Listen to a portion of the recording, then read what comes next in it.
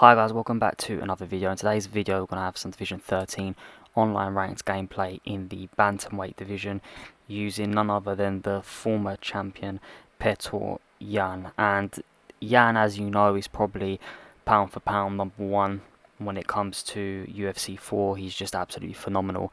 There is nothing that he can't do. He's exceptional in every single avenue of the mixed martial art realm. He can do whatever he wants with whoever he wants with the best of whoever, and bantamweight is an extremely stacked division, but as you'll tell by the title of this video, it is getting revenge for his loss against Merab. And now Merab players, we all know what they're going to do. I have a video up using Merab and utilising him, but they're of course going to look to shoot as many takedowns as possible, be really high pressure, high pace, especially with that 100 cardio.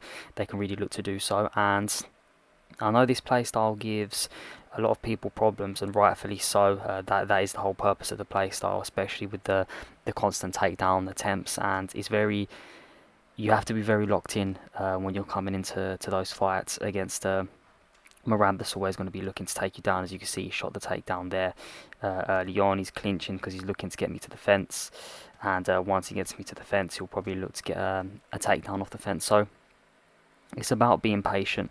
You can see here, deny the takedown, then end up taking him down, which is pretty cool. And you've just got to be really patient. And with Yan, there's no real worry about going to the ground, and I can also look to take him to the ground myself and potentially look to deter that. But like I said, with Merab players, no matter what you do, they're pretty much going to be locked in and focused in on taking you to the ground, and you know, just ground and pounding their way to a victory, being relentless and work the cardio, which is exactly the right game plan for Merab. Now, I'm always extremely patient. The first thing you're going to want to do is, of course, which sounds fairly obvious, is deny the takedowns. That's going to be the main thing, and there's a few factors that can help come into that: distance management, strikes up the middle, and pre-denying takedowns, figuring out patterns, and avoiding the clinch. Now, these are just some of the ways I think that is beneficial to avoid takedown attempts, and we'll be showcasing that throughout this gameplay clip and the next one against Merab as well. But you can see that in the grappling aspects, I mean, Petr Yan is just remarkable. He's got the Asagari trip as well, so if you're struggling to get a takedown, that's quite an easy way of doing it.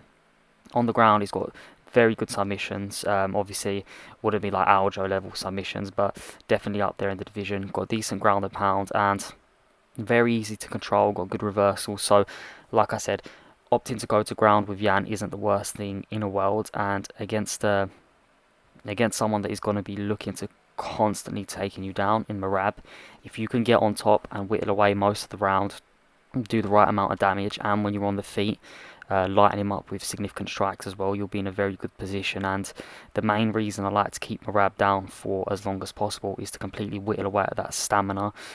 Psychologically, this normally does have an impact on your opponent as well, because they'll be second guessing wanting to take the fight to the ground, even though that's exactly where they need the fight to be. And this all came from him trying to get me into the clinch to take me to the cage, and then we done that beautiful little trip, and then ever since then been able to control him with relative ease, and this has been a very good round. And yeah, just getting revenge for Yan. I really like Yan as a fighter. The knee thing aside, I did it to Aljo because that was crazy, kneeing him there and ultimately costing him big. Obviously, he had the fight with O'Malley, which was, you know, if we're honest, I think Yan probably did win that at the time. I definitely thought Yan won, and now obviously O'Malley is the new bantamweight champion after an absolutely phenomenal performance, and I will be dropping a video using the new champion. But I would love to see them fight again in a 5-round fight. I think that would be magical, to be honest with you. What a fight that would be. I know that everyone wants to see the Cheeto fight again. I wouldn't say no to it because I think it's an interesting fight, but I would much rather see a Yan fight down the line. I think that would pose some very interesting questions, and see how Sean does in a 5-round war against Yan, because ultimately that's probably where it would go to. And they always say that the champ gets 30% better. And once he's the champion, I mean, we see it all the time. See it with Leon, look how much better he's got after claiming the belt. Look how easy it was the the trilogy fight against Usman, he dominated relatively with ease, so it's going to be very interesting to see how Sugar Sean does. But getting back to the gameplay, you can see the Merab has finally got me down, got me with the judo throw from the clinch position.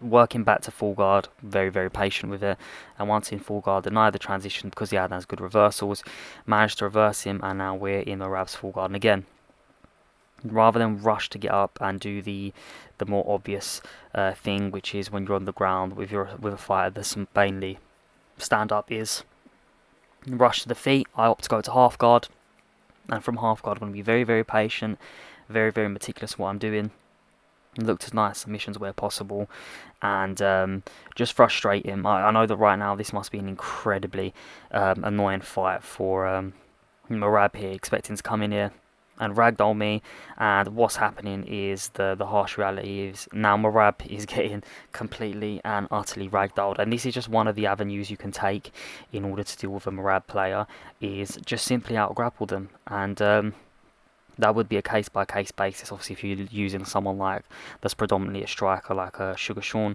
you're probably not going to want to look to grapple. But in this case, where we're using the best fight in the game, which is Petr, I can look to out grapple him, and this is just showcasing one option. And the next video showcasing the staying on the feet and being calm and collected approach, whereas this one's taking his game plan and beating him with it. It's a very John Jones like mindset, where John likes to beat the fighter, something they're best at. Like with DC, he really wanted to get a takedown because DC's wrestling's phenomenal. With who was it, where he just stood Santos, he just stood and wanted to beat him standing. So yeah, it's that John Jones mindset of just dominating them in the asset that they're comfortable with. And you can see here that from start to finish, this has been pretty much a very one-sided affair in the grappling department. Doing a very good job of denying the transitions and whittling away. Done some ground and pound damage this round when we postured up from top mount, but ultimately you can see I'm still being very, very patient. But mainly look at the stamina coming into round 3. You cannot get much better than that for round 3 stamina. Doesn't matter who you are. You can see clinch here and throw some good knees, and now he's going to start the double elbows. He's going to start kneeing, going to do anything and anything or any cheesy way of winning is now what I'm expecting. As soon as you dominate someone for 2 rounds, or normally 2 rounds, you'll find that by the 3rd they will pull anything they can out of their arsenal, whether that's cheesy submission attempts, whether it's knees, elbows. They'll do whatever is possible in order to get the win. And right now, being 2 rounds up, I'm not overly worried. Even if he's to win this round and get 3, 4, 5 knockdowns, it's not going to affect anything too much. Obviously, ideally, I wouldn't like him to get 3, 4, 5, but with the pressure that's being applied, all it takes is one mistake. Because Merab does have power. I mean, he's not the most powerful, don't get me wrong, but definitely has power there. And you can see that when the pressure was on, used a beautifully timed Osagari trip to get him to the ground. Now I'm just going to be a little bit patient like I have in the rounds before. Like I said, I know I'm up 2 rounds guaranteed. There is no debate whether I'm up or not. Those 2 rounds were pretty decisive in my opinion. You can see he's trying to sneak in these knees, so I'm taking a step back, and when he comes into that boxing range, I'm going to hit him with a knee, and he tries to throw me with the judo throw he caught me with last round, and this is where you pick up patterns, and that's a very important thing to deny in takedowns, picking up patterns. So he's very desperate right now to get the takedowns. You see he shoots from really far, which is a very good deny on that single. He tried to wrap round my ankle there, and he gets the stun with the elbow. Good use of head movement there to get out of the way of some of the strikes. Again, elbow, but remaining patient here, not looking to overextend. Good job leg kicking from him there. And if need be, I could probably look for another takedown, but like I said, I never really want to force anything, because the last thing you want to do is shoot for a takedown, expend a lot of energy and get caught in a submission. So I'd rather just stick to being patient, stick to throwing shots here and there. You see that knee was meant to be a teep kick to push him back as he goes for front kick. Go for the Osagari trip there, which does a very good job of denying. He throws the knee, and here I just stall for a little bit, and I go to the head and then to the body. And right now he's doing absolutely anything he can in order to get the win. You see that I snuck in my own lead elbow there. Chose not to double it up like he has been doing. And he caught me bad there. So thank God that we had the stamina level we did have, because we would have been in big trouble, and the health we had. So courtesy of the work from the previous round of not taking much damage, we're alright to see this one out to a decision and not really be too worried. See postures up here trying to whittle away, but fight's far too gone by that point. So take this fight to decision. So this is the approach of where you grapple and just be patient with dealing with a Merab player. This is the more grappling side of things, and the next gameplay clip will be a more stand-up orientated approach to dealing with a Merab player. Now Merab players are very difficult to deal with. I've been coming up against a lot of them online as of recently, and I've seen a lot of people have difficulties with them. So you can see in this gameplay clip here, coming up against I think it was Division 19 Merab. So Division 19 clearly knows what he's doing to a degree, has beat a good few players, and you can see instantly goes for a takedown attempt, which was out of range, where that's where range control comes in. Instantly shot for another takedown attempt, and we sprawl, and then I tried to get backside knee deny. So instantly, you know, I know exactly what's up. He slipped right in hooks. You can see he's waiting to slip the jab and throw a monstrous hook. So I'm being careful and I'm watching my range. Shoots for another takedown, this time turns it, and this is a sign of a good player. Mixing in the takedown attempts. Right now he's not really setting them up the best way possible, so that's definitely hindering him. However, mixing up the takedown attempts and shooting for turning takedowns, regular takedowns, is the right thing to do.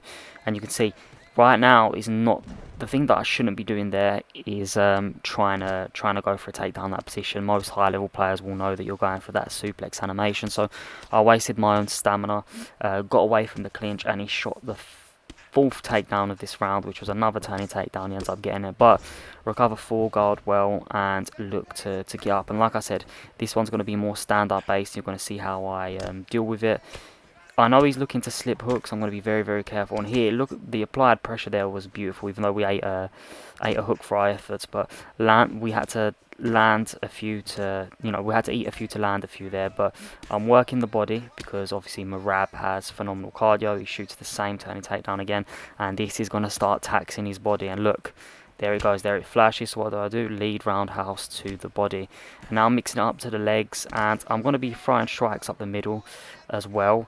When I see him coming in, look, he's going for the clinches now, and again you'll see that lead left hook to the body is going to be absolutely money. Fake the teep to get him thinking.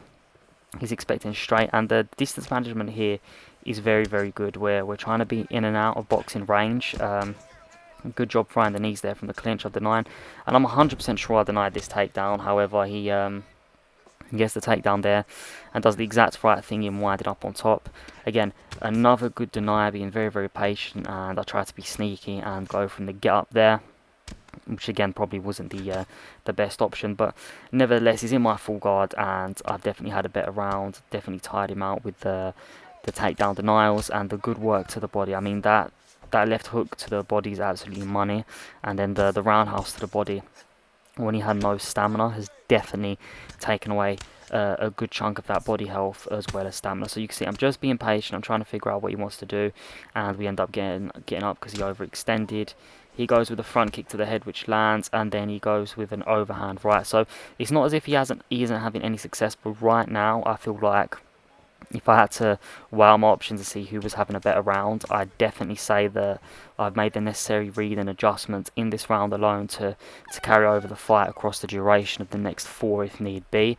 But ideally, I can see myself getting a finish way sooner, because the submission is just going to be, the stamina is going to be falling, and it's going to be a lot more easier to get that finish. So he goes for that front kick that, he'd been throwing quite meticulously and religiously in the round before.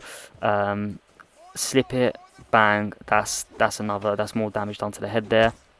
And you can see that at the moment having real difficulty on getting inside, having to punch his way in, and look, that's where the management comes in, and we swayed again, and beautiful work to the body. And this is going to be very discouraging for throwing that front kick, and also discouraging from wanting to step in that range. You can see I'm switching up the stances, throwing different strikes here and there.